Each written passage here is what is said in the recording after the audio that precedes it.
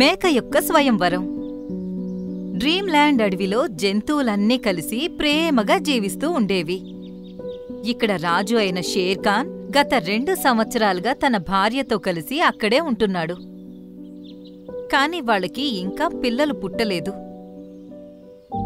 ఒకరోజు సాయంత్రం ఒక చిన్న మేక కన్నీళ్లు కారుస్తూ అడవిలో తిరుగుతూ ఉంది. కనీసం ఈ అడవి అయినా నాకు వచ్చి రావాలని అనుకుంటున్నాను. ఒకవేళ ఇక్కడ కూడా నాకు సంతోషం దక్కకపోతే దేవుడి దయ వల్ల నాకు చావొస్తే బాగుంటుంది. తను 2 అడుగులు వేసిందో లేదో షేర్ఖాన్ తనకి ఎదురుగా వచ్చాడు. అరే, నా అడవికి ఒక మేక వచ్చిందేంటి? నా పేరు చింకీ. అలాగే నేను బ్లూ ల్యాండ్ అడవిలో మా అమ్మతో కలిసి ఉండేదాన్ని. కొన్ని రోజుల క్రితం తను చనిపోయింది. ఆ తర్వాత నాకు నా ప్రాణాలకి ప్రమాదం ఉండొచ్చు అనిపించింది. అక్కడున్న మాంసాహారి జంతువులు నేను తినాలని అనుకుంటున్నాయి. నేను అక్కడి నుండి పారిపోయి వచ్చేసాను. కానీ నేనిలా ఇంకా ఎన్ని రోజులు పరిగెత్తాలనిపించింది. అందుకే నేను ఒక నిర్ణయం తీసుకున్నాను. ఇంకా నేను ఏ అడవికి వెళ్ళినా అక్కడే ఉంటాను, లేదంటే అక్కడి జంతువులకి ఆహారంగా మారిపోతాను. నువ్వు అనాథవా? తన కథ విని షేర్ఖాన్కి తన మీద జాలి కలిగింది. నువ్వు నాతో పద. భయం లేకుండా ఉండు. నా అడవిలో నీ ప్రాణానికి ఎటువంటి ప్రమాదం ఉండదు. షేర్ఖాన్ మేకని తీసుకుని తన గుహ దగ్గరకు వెళ్లాడు. మేకని చూసి తన భార్య చాలా సంతోషించింది. అరే, మీరీ మేకని ఇక్కడికి ఎందుకని తీసుకొచ్చారు? ఈ రోజు రాత్రిది మనకి డిన్నర్ కాబోతోందా? అరే, లేదు లేదు రాణి, తనని వేటాడి తీసుకురాలేదు. మన కూతురిలా పెంచుకుందామని తీసుకొచ్చాను. ఏంటి మీరనేది? అవును, ఈ రోజు నుండి తను మన కూతురు. దేవుడు మనకి సంతానం ఇవ్వలేకపోయినా ఈ అనాథ మేకని మన దగ్గరికి పంపించాడు. మనం తనని దత్తత తీసుకుందాం.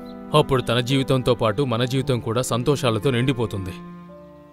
తను ఒక అనాథ అనే విషయం తెలిసి షేర్ఖాన్ భార్య మనసు కూడా కరిగిపోయింది. తను మేకని ప్రేమగా చూస్తుంది. షేర్ఖాన్ ఒక మేకని దత్తతకు తీసుకున్నాడనే విషయం నెమ్మదిగా అడవిలో అన్నింటికీ తెలిసింది. అది విని జంతువులన్నీ రకరకాలుగా మాట్లాడడం మొదలుపెట్టాయి. ఇది ఎక్కడ విడ్డూరం! షేర్ఖాన్కి పిల్లలు పుట్టడం లేదని మేకను దత్తత తీసుకున్నాడు. ఒకవేళ దత్తత తీసుకోవాలనుకుంటే ఇంకా ఎన్నో జంతువులున్నాయిగా. ఆయనకి ఒక్క మేకే దొరికిందా ఏంటి? ఒకరోజు మేక నీళ్లు తాగడానికి చెరువు దగ్గరకు వెళితే హైనా దృష్టి తన మీద పడింది. అరే వా! ఈరోజొక ఫ్రెష్ మేక తినే అవకాశం నాకు దొరికింది. ఈరోజు నేను పార్టీ చేసుకోవచ్చు. హైనా తన మీద దాడి చేయబోతూ ఉండగా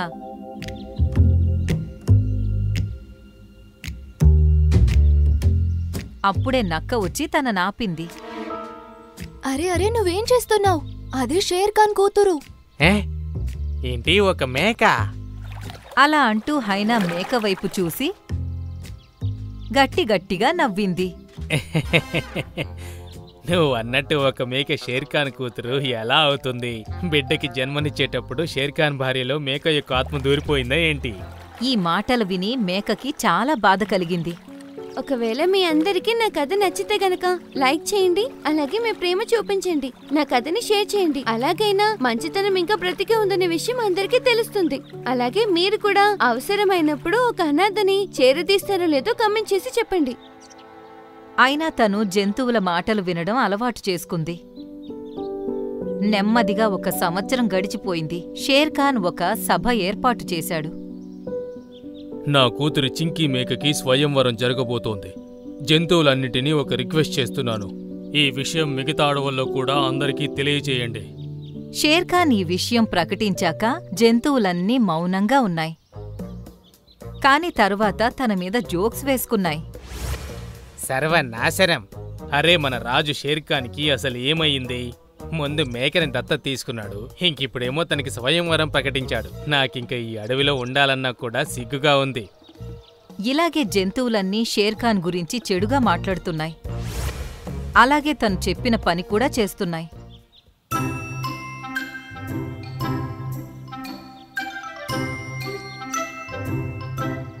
అరే, జంబో ఏనుగు మీరా? అవును, నేనే. మా రాజుగారు ఒక ముఖ్యమైన సందేశాన్ని పంపించారు. కొద్ది రోజుల క్రితం ఆయన ఒక మేకను దత్త తీసుకున్నారు. ఇక్కడ తనకు స్వయంవరం చేస్తున్నారు. ఒకవేళ మీ అడవిలో ఏదైనా జంతువుకు పెళ్లి చేసుకోవాలనుకుంటే స్వయంవరానికి రావచ్చు. సరే కానీ పెళ్ళికొడుకు ఎవరై ఉంటారు? జింకనా, సింహమా?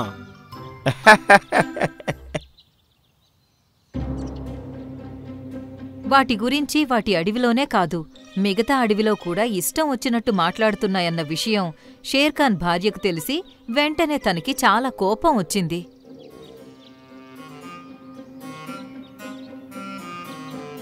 నీ వల్ల ప్రతి అడవిలోనూ మా పరువు పోయింది తెలుసా? నువ్వు నా కూతురువి కాదు. నువ్వేం మాట్లాడుతున్నావు మహారాణి?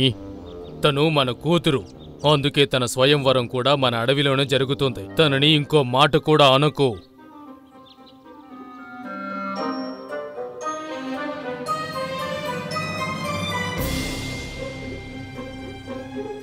వాళ్ళిద్దరి మధ్య చాలా పెద్ద గొడవ జరిగింది. కాని షేర్ఖాన్ తన నిర్ణయాన్ని మార్చుకోలేదు. సాయంత్రం అవ్వగానే అడవిలో చాలా పెద్ద పార్టీ జరిగింది.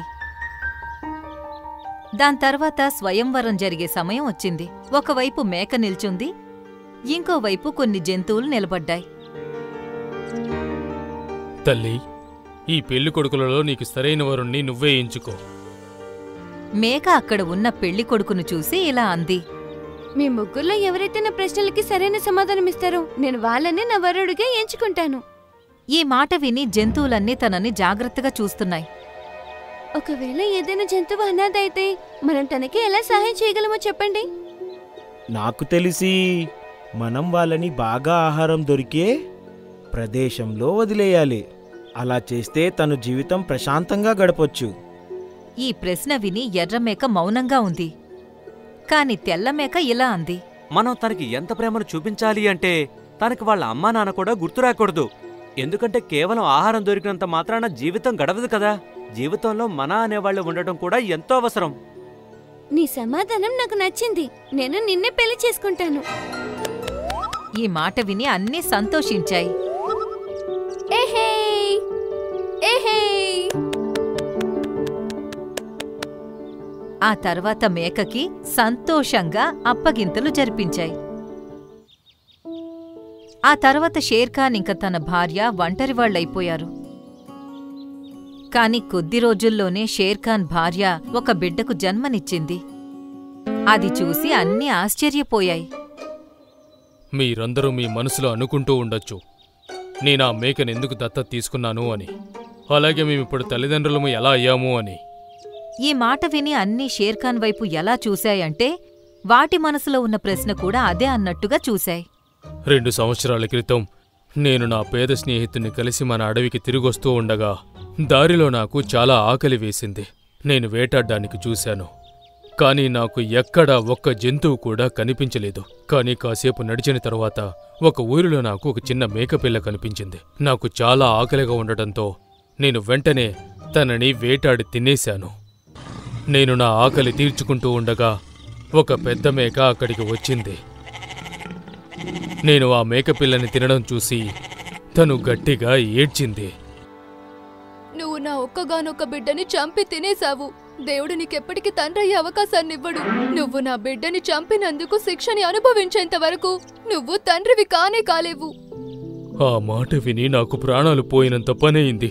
1 సంవత్సరం తర్వాత కూడా నాకు పిల్లలు పుట్టకపోయేసరికి నాకు అర్థమైంది ఇదంతా ఆ తల్లి మేక పెట్టిన శాపం వల్లే జరుగుతోందని.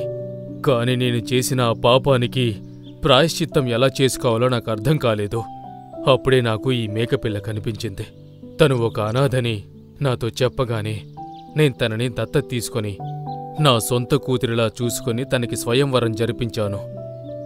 నా పాపాలకి ప్రాయశ్చిత్తం ఇదేనని నేను నమ్మాను. అలానే జరిగింది. తనని దత్తత తీసుకున్న వెంటనే నా భార్య గర్భం దాల్చింది. అలాగే తన స్వయంవరం జరిగిన వెంటనే మేమిద్దరం తల్లిదండ్రులమయ్యాము. ఈ మాట విని షేర్ఖాన్ చేసిన పనికి తన మీద నవ్విన జంతువులు ఇప్పుడు తనని మెచ్చుకోవడం మొదలుపెట్టాయి. వాటికి అవి చేసిన తప్పు తెలిసొచ్చింది. ఇంకా షేర్ఖాన్ అలాగే తన భార్య, తన కొడుకు షేరుతో కలిసి సంతోషంగా జీవితం గడుపుతున్నాయి.